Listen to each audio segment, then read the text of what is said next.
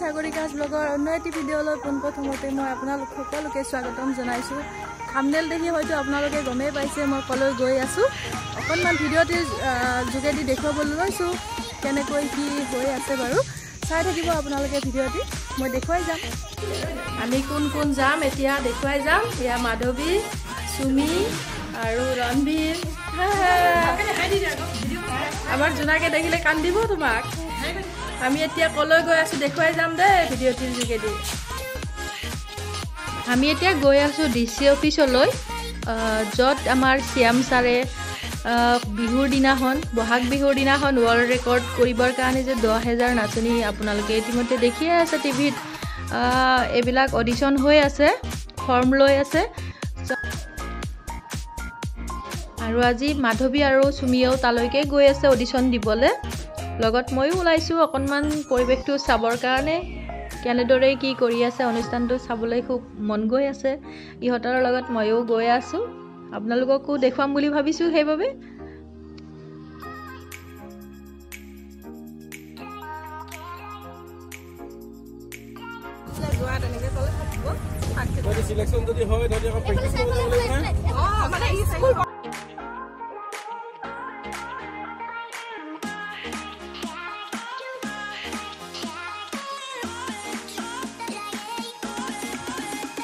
এয়া আমি আহি পালোঁ DC অফিচ। ইয়াতে হোৱা নাই অডিশ্যনটো, অকণমান আগত হৈছে। এতিয়া আমি তালৈকে যাম।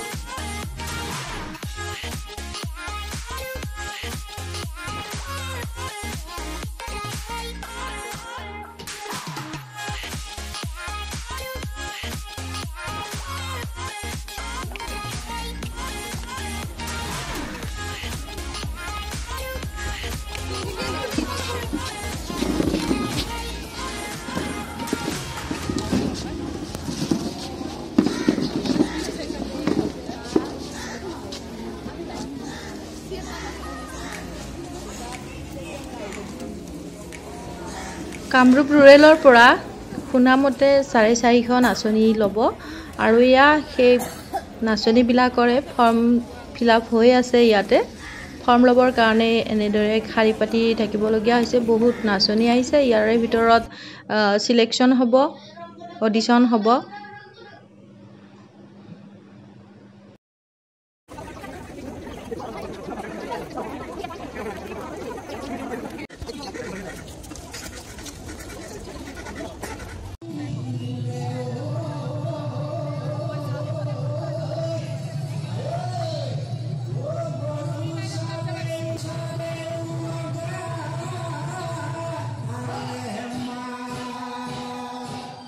এয়া অডিশ্যন আৰম্ভ হৈছে।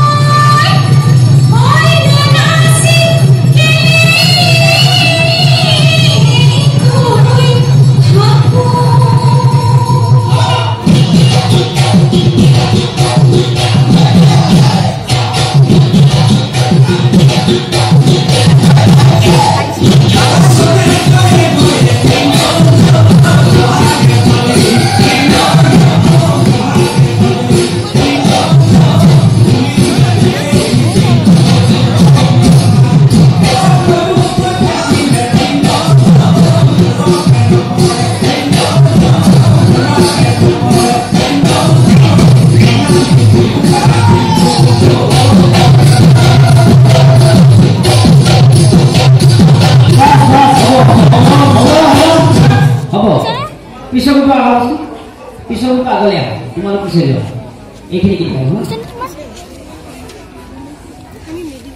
ৰেডি